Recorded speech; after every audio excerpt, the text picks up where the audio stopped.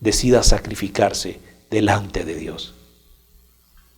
El infierno está lleno de cobardes y el cielo van los valientes que decidieron dejar todo por la vida en Jesucristo. Recordemos esta palabra que Jesús dijo: el que quiera perder su vida por causa de mí, la ganará. Mas el que quiera ganar su vida, su propia voluntad, por causa de mí, la perderá. Esforzaos a entrar por la puerta estrecha, porque es bien estrecha. Vivir las exigencias del tratado es una puerta estrecha. No puedo decirte lo contrario. Esforzaos, y habla la palabra esfuerzo. La palabra esfuerzo es una palabra compuesta que supone que a la fuerza que ya usted tiene debe agregar más fuerza de la que no tiene. Y esa que no tiene es la que le va a dar el Espíritu Santo. Esa que le falta es la que va a ser dotada de manera sobrenatural. Me explico. En lo natural usted va a dar todo lo que puede y lo que falta de manera sobrenatural, por encima de su naturaleza, lo dará sobrenatural el Espíritu Santo. Eso se llama esfuerzo, longanimidad. Es una virtud clave para el fin de los tiempos. El don de la longanimidad, que es a la paciencia llevada ya a un grado extremo, añadirle más paciencia todavía. Eso es lo que usted necesitará. Y el cielo, o al cielo, van esas personas. Por eso, entonces, existe la instancia del purgatorio. Porque muchos estarán diciendo, entonces, ¿quién se salvará? ¿Quién podrá salvarse ante tanta exigencia? Precisamente, por eso Dios entonces ha dispuesto en su infinita misericordia esta instancia previa para purificarnos, lo que no pudimos hacer en la tierra, poder purificarnos en el purgatorio. Debo agregar algo sobre este tema del purgatorio interesantísimo. Se nos llama a vivir en la enseñanza de San Luis en el tratado los 30 días de la consagración, porque San Luis no habla de 33 días, San Luis habla de 30 días en el calendario gregoriano. En este calendario gregoriano, San Luis dice que utilizarás a lo menos un adverbio de tiempo los 12 primeros días. Todo esto se desarrolla en el numeral 227 y siguientes. Emplearás a lo menos 12 días para purificarte del espíritu del mundo. Y la gran pregunta que todos nos hacemos, ¿quién puede purificarse en 12 días del espíritu del mundo? Si muchas veces tenemos combatiendo contra una debilidad de la carne años y años, ¿quién puede liberarse, purificarse en 12 días? Por eso San Luis bien dice, a lo menos significa de 12 días hasta el último día que tengas aliento de vida sobre la tierra. Y entonces otra persona de repente que maneja mejor las matemáticas me diría, bueno hermano, ¿y qué pasa con el resto de los 18 días? Porque si le llevó toda la vida el equivalente a los 12 primeros días, que era purificarse del espíritu del mundo, combatiendo grandes batallas, rudas, fuertes contra sí mismo, para negarse y morir. Y toda su vida fue una lucha y una batalla contra debilidades y pasiones. Entonces, ¿dónde se viven los otros 18? Justamente, los otros 18 se viven en el purgatorio. Ahí te esperan los otros 18 días. Y cuando llegues justamente al día 30, entrarás en la gloria del cielo. Por eso les explicaba al principio que esta parábola del sembrador está asociada con los tiempos de la consagración. ¿Por qué? Porque los 30 primeros días se refiere a la lucha y el combate que vamos a tener en la tierra, que San Luis habla de 12 días para limpiarnos el espíritu del mundo. Después tenemos 60 días para producir fruto, que esa es figura del purgatorio, la iglesia purgante. Ahí estaremos luchando y combatiendo para terminar de purificarnos, terminando los otros 18 días. Y después tenemos que vamos a dar fruto al 100%. Significa 100% Jesucristo, 100% María.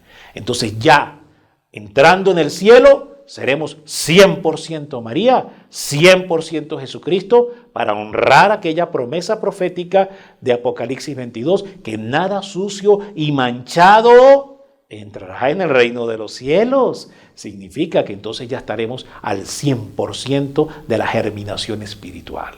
Ahí están los 3 tiempos de la parábola del sembrador, que concuerdan también con los 3 tiempos que vivimos en la consagración, 12 días en la tierra, 18 del purgatorio, y finalmente ya entramos a hacer la consagración plena, el totus tuo completo en el cielo. Entonces, nos queda un gran trabajo por hacer, mis queridos hermanos y hermanas. Pero terminemos entonces este numeral maravilloso. ¿Qué dice San Luis? Voy a retomar de nuevo al principio de la lectura. Oh, qué bien pagado quedaría mi esfuerzo si este humilde escrito cae en manos de una persona bien dispuesta. Por eso toda esta explicación. Nacida de Dios y de María, y no del linaje humano, ni por impulso de la carne, ni por el deseo de varón. Y le descubre e inspira, por gracia del Espíritu Santo, la excelencia y el precio de la verdadera y sólida, no frío ni caliente, que es vomitivo delante de Dios. Por tanto, no eres frío ni caliente y eres tibio, te vomitaré de mi boca. No, una vida sólida, sólida obediencia al Evangelio, sólida obediencia a los 10 mandamientos, sólida imagen en la santidad, sólida devoción a la Santísima Virgen, que ahora voy a exponerle. Si supiera que mi sangre pecadora serviría para hacer penetrar en tu corazón, lector amigo, las verdades que escribo en honor de mi amada Madre y Señora soberana, de quien soy el último de sus hijos y el esclavo, con mi sangre en vez de tinta trazaría estas líneas, pues abrigo la esperanza de hallar personas generosas, abrigo la esperanza de hallar personas generosas, y eso es lo que la Santísima Virgen, hoy el desafío que ella te traza, el desafío a la que ella te llama, personas generosas y dispuestas, corazones generosos y dispuestos y generosamente abiertos a sufrir por Jesucristo para salvar las almas. Dice así, que por su fidelidad a la práctica que voy a enseñarte, resarcirán a mi amada Madre y Señora por los daños que ha sufrido a causa de mi ingratitud e infidelidad. Finalmente, después cierra este numeral famoso, maravilloso, del numeral 114. Debo decir que él dice, si es dispuesto a ofrecer mi vida y a escribirlo con tinta de sangre. Y en efecto, San Luis fue matado por el demonio. El demonio le dice a San Luis, deja de escribir ese libro, porque si no te voy a matar. Y San Luis le dijo, pues me tendrás que matar. Y el demonio lo mató. ¿De qué forma lo mató? Los enemigos de la iglesia en aquel momento, ante las conversiones que San Luis iba fraguando a lo largo y ancho de toda la Bretaña de aquel momento, Francia, entonces los enemigos de la iglesia, secuaces de Satanás, fraguaron una comida envenenada. San Luis come esa comida envenenada y finalmente esto trae pues un deterioro en su salud y muere al poco tiempo San Luis a la edad de 43 años. En el vigor de la juventud, pudiéramos decir, muere San Luis. 10 años después de la muerte de Cristo. Jesús muere a los 33, él muere a los 43. Interesante. Entonces San Luis da su vida y escribe con su propia sangre. Interesante esto. Preveo claramente que muchas bestias rugientes llegan furiosas a destrozar con sus diabólicos dientes este humilde escrito y aquel de quien el Espíritu Santo se ha servido para redactarlo. Se cumplió la profecía. El demonio le había dicho, te voy a matar si lo escribes. Y en efecto lo mató. Llegaron las bestias rugientes, los demonios, a devorar la vida de San Luis. Y él se ofreció como mártir para salvar las almas, al menos o sepultar al menos estas líneas en las tinieblas o en el silencio de un cofre, a fin de que no sea publicado. Entonces el demonio dijo, como no pude detenerlo y lo escribió, ahora lo voy a silenciar. Quemó la primera parte del tratado, que fueron unos 90 numerales, y quedó esta otra parte que son 243 numerales. Entonces el demonio en su ira quema, repito, esta primera parte en medio de este rebullicio que fue pues la Revolución Francesa, que yo más bien le he llamado la Revolución del Diablo en Francia, más que Revolución Francesa, fue la Revolución del Diablo en Francia. Muy bien, entonces quema esta primera parte del tratado y queda entonces esta otra parte el demonio la esconde literalmente, literal, en el silencio de un cofre. Por eso le decía al comienzo de esta charla introductoria, les decía, no vaya a ser que el demonio, así como profetiza San Luis, ha utilizado el tratado que una vez recibiste, que una vez adquiriste, que una vez compraste o que una vez te obsequiaron y lo ha ido a esconder en el silencio de un cajón, en un cajón de tu biblioteca, en un cajón de tu escritorio, en un cajón de un mueble de tu casa. Pues te voy a decir algo, querido hermano, que si tú, hermano o hermana, has hecho esto, lo que has hecho es la obra del diablo, no la obra de Jesús. Y le has servido bien a Satanás al hacer eso. Y hermano, ¿usted cómo me va a decir eso? No, no lo digo yo, lo dice San Luis. Te lo voy a leer, querido hermano. No se me horrorice. Mire, vea, se lo voy a decir así, rapidito. Vea, eso sí, siéntese para que no se vuelva a caer. Dice así: o sepultar al menos estas líneas en las tinieblas o en el silencio de un cofre a fin de que no sea publicado. Ese es tu caso si has caído en eso, querido hermano. Le has servido a Satanás. Has sido un buen esclavo del demonio y no de Jesús. Eso es lo que has hecho si has recibido el tratado. O te han hablado de él y has echado espaldas al tratado. Así, has hecho así, espaldas al tratado. Ese libro no hace sino hablar del diablo. Eso es teología medieval de la Edad Media. ¿Y qué diríamos entonces de la Biblia, querido hermano? Porque la Biblia es más antigua que el tratado. Entonces, si tú dices que esto es teología de la Edad Media y no hace sino hablar del diablo, entonces yo te diría, ¿qué diríamos de los evangelios? Que son más antiguos que el tratado y que, por cierto, 77 veces hablan del diablo. No sé, tú me dirás entonces, querido hermano. Dime, ¿qué vamos a hacer? Ay, bendito Dios. Ay, y entonces sigue aquí y dice, atacarán incluso a quienes lo lean y lo pongan en práctica. Ay, hermano, es que cuando yo lo empecé a leer, me empezaron a pasar cosas, me empezaron a suceder situaciones, entonces yo decidí más bien dejarlo porque dije no. ¿Te acuerdas cuando al principio hablábamos de la parábola del sembrador? ¿Qué eres tú? Semilla sembrada junto al camino, que viene el diablo y te roba la semilla de salvación. O tu terreno está lleno de piedras y no hay forma en que la semilla eche raíz profunda y cuando viene la prueba y la persecución te quiebras y te rajas porque Jesucristo no quieres sufrir por él porque solo quieres placer, gozo y disfrute sobre la vida terrenal. Y aquí quiero abrir un paréntesis. Unas palabras que dijo la Virgen María a Bernardita de Lourdes, interesantísimas palabras. Le dice la Virgen a Bernardita de Lourdes, Bernardita, hoy vengo a hablarte del verdadero evangelio, el que salva, el que lleva al cielo, el verdadero. No el del disfrute y el placer y de la autorrealización terrenal, ni el evangelio del éxito ni de la prosperidad. No, no te vengo a hablar de ese, Bernardita, te vengo a hablar del verdadero, el que salva, el que tiene poder de cruz para salvar. ¿Y cuál es ese, madre? Entonces le dice la Virgen a Bernardita de Lourdes, le dice, felicidad en la tierra no me pidas, en el cielo sí. Ahí estaba toda la síntesis del Evangelio de Jesús. Ahí le dijo todo a Bernardita. Bueno, esa es la figura de las piedras.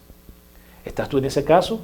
Y por eso entonces echaste a las espaldas el tratado de la verdadera devoción, porque traía pruebas, porque trae dificultades. Pues te voy a decir algo, querido hermano, con todo el respeto y con muchísimo cariño en el amor de Jesús. Esos sufrimientos y esas pruebas que tú has querido rechazar en la tierra no son nada con las que te esperan en el purgatorio. Y eso sí es que te salvas. Ay, hermano, pero usted cómo va a decir que me puedo condenar. Pero es que el que te lo diga es amor de Dios para que te salves. O aquel padre o madre que ve a su hijo no haciendo lo bueno y se queda callado, ¿es un padre que ama? O al contrario, el padre o la madre que ve a su hijo haciendo lo malo, lo corrige, lo exhorta y lo reprende. ¿Para qué? Para que haga lo bueno y no se condene, no se pierda. O sea, que tú me dirás si hay amor o no hay amor en que recibas esta exhortación llena de cariño del Espíritu Santo. Está llena de ternura del Espíritu Santo. Porque este es otro tema y lo iremos desarrollando más adelante en los programas que iremos teniendo sobre la sensiblería emocional que forma parte de una de las falsas devociones a la Santísima Virgen María. Hemos confundido la ternura de María con alcahuetería. Una cosa es la ternura de la madre, que lo es. Sin duda la Virgen María es la ternura de Dios. Lo es completamente. Hasta el diablo dice amén, porque es verdad. Ahora, el problema es la sensiblería emocional en lo que hemos desviado y tergiversado lo que es realmente la ternura de María. La ternura de la madre no es la sensiblería alcahueta de pecados. No, la Virgen no es escaparate de nadie para esconderle los pecados, para que Jesús no se los vea. Al contrario, la madre viene con el cíngulo. ¿Sabe qué es el cíngulo? Aquí nos acordamos del Padre Pío. Al estilo y método del Padre Pío de Pietrelcina. ¿Cómo es el estilo y método del Padre Pío de Pietrelcina? Con un cíngulo así, franciscano. Muy bien. Y el que no estaba en condiciones para confesarse, le blandía el cíngulo, le aventaba el cíngulo para que se purificara. Y eso es el amor de Dios, y eso es la ternura. Esa es la ternura de María. Ahí está la ternura. Ternura es que te corrija, ternura es que te exhorte, ternura es que te advierta por el mal camino que vas, para que no te condenes y te vayas al infierno. Esa es la ternura de María. Y no esta cosa en la que se ha desviado y se ha pretendido entender que es la ternura de la madre. Bueno, aclarado esto, seguimos avanzando aquí. Atacarán incluso a quienes lo lean y lo pongan en práctica. Pero dice San Luis, y aquí profetiza el triunfo del Inmaculado Corazón de María en Fátima. Ya San Luis lo anuncia aquí. Pero, ¿qué importa todos estos ataques, presiones del diablo, persecuciones del demonio a través de personas, situaciones o circunstancias? ¿Qué me importa? Dice San Luis. Me vale pepino. Por no usar una expresión que a veces usan los mexicanos. Me vale mamá, pero no lo voy a decir. Muy bien. Muy bien. Entonces dice así. ¿Qué importa? Tanto mejor. Esta perspectiva me anima y hace esperar un gran éxito. Mira esta expresión. Me hace esperar un gran éxito. Esta palabra éxito o gran éxito, y no es cualquier éxito, es un gran éxito. Es el triunfo anunciado por la Santísima Virgen María en Fátima. Algo dice, pero bueno, yo quiero saber cuál es ese triunfo que la Virgen María profetizó en Fátima. Descríbamelo, acláremelo. A ver, con dibujitos, hágamelo con dibujitos para que yo lo entienda. Bueno, mira, aquí con dibujitos le va. Ahí tiene. Mire, dice así. Vea. Tanto mejor, esta perspectiva me anima y hace esperar un gran éxito. Y aquí dice cuál es el éxito o triunfo del Inmaculado Corazón de María. Al final, mi Inmaculado Corazón triunfará. Y esto tiene que ver con el secreto de Fátima. Por supuesto que tiene que ver cómo será el cumplimiento profético de Fátima. Tiene que ver con la realización del secreto, el conocimiento del secreto y a su vez el cumplimiento del triunfo de María. Por supuesto que sí. Entonces aquí lo dice, mira, aquí dice.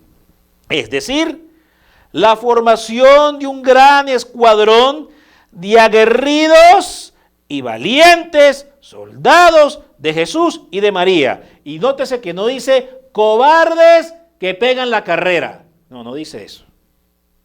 Dice aguerridos y valientes. O sea, que esto es para gente que quiere guerrear y que demanda valentía, mi querido hermano. Y para eso tenemos el Espíritu Santo. Pero yo, por mi naturaleza humana, soy débil, cobarde, tengo miedo a sufrir.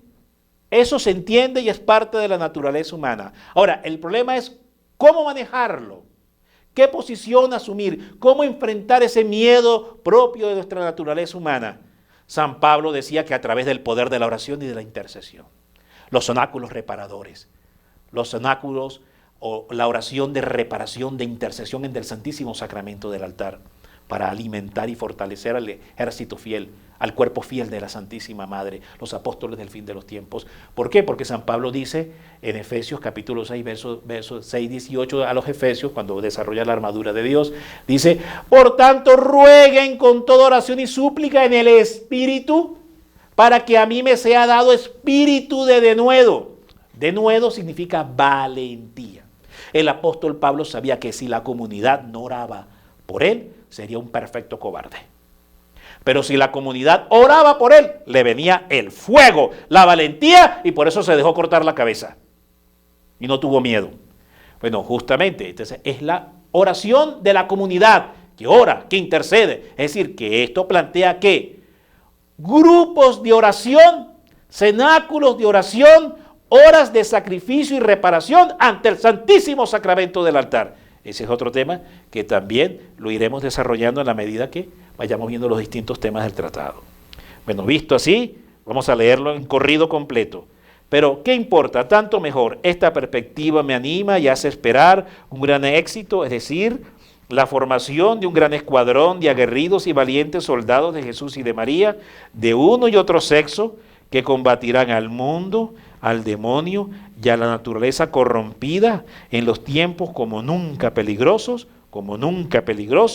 que van a llegar. Y debo finalmente, para hablar algo interesante, que San Luis aquí le tira espada a la ideología de género. ¿Por qué? Porque aquí San Luis dice así: aguerridos y valientes soldados de Jesús y María, de uno y otro sexo, hombres y mujeres, no medio hombres, ni medio mujeres, ni mujer con gato, ni hombre con cerdo. No, ahí no habla de eso. No, ahí no habla de eso. No. Hombres, hombres, y mujeres, mujeres, como Dios los creó, como dice el Génesis. Bueno, dicho así, así aclara. Muy bien, aquí automáticamente ya San Luis estaba predicando contra la ideología de género. Mire qué interesante, ¿no? Y habla de tiempos peligrosos como nunca van a llegar. ¿Peligrosos en qué sentido? ¿Peligrosos en qué sentido? En que a usted lo roben, lo maten, lo asesinen, o un terremoto acabe con su ciudad, o venga un asteroide, la bola de la redención, como hablan algunos videntes, y acabe con el planeta Tierra. ¿Se refiere a esos tiempos peligrosos? O que usted quede en la ruina, sin un dólar, sin un peso, sin un euro, quede, como quien dice, tirado en la calle, sin nada. O que la mujer le sea infiel. ¿Esos tiempos peligrosos? No. Se refiere a unos tiempos peligrosos. ¿En qué sentido? En que te condenes y te vayas al infierno. ¿Qué tal será el grado de posibilidad de perderte?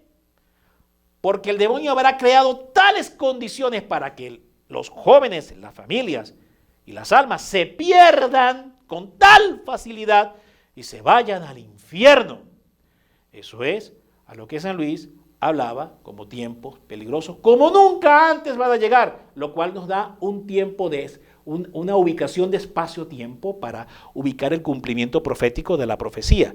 Es decir, que si yo estoy viendo que esos tiempos peligrosos ya los veo a mi alrededor por todos lados, quiere decir que hemos llegado y nos hemos acercado al cumplimiento de esta profecía que fue desatada por la boca de San Luis en el año 1712. Es decir, hemos llegado ya, hemos entrado ya plenamente en la autopista del fin de los tiempos. Bueno, mi querido hermano, esta ha sido como una manera de poderte introducir en todos estos temas que vamos a estar manejando en esta serie del Tratado de la Verdadera Devoción o Tratado de la Verdadera Profecía de la Santísima Virgen María. El Señor te bendiga y que esta palabra haga mella, aunque haya ido con bastante sal o con bastante ardor del Espíritu Santo, no importa. Ay, hermano, que me hizo como un chichón aquí en la cabeza. No importa. Mire, le voy a decir algo que está en el capítulo 12 del libro de Eclesiastés. Las palabras de los pastores dichas en las congregaciones son como clavos hincados en la cabeza. Pues eso ha sido un clavo, un arpón aquí en la cabeza. Pues nada es lo que dice la palabra que va a pasar. Así que no se preocupe, tranquilo. Deje que eso haga metamorfosis y lo cambie. Deje que eso haga un cambio interior, haga metanoia, que haga un efecto de metanoia, que es cambio, viraje, arrepentimiento, conversión. Es una expresión griega. Haga metanoia en su corazón. No se preocupe. Deje que ese ardor lo cambie, lo purifique y lo haga una nueva criatura en Cristo. Efesios 4, que es lo que nos habla también del proceso de conversión y transformación que nos habla San Pablo. Nos vemos entonces en la continuación de la serie. Paz y bien. Dios les bendiga, mis queridos hermanos.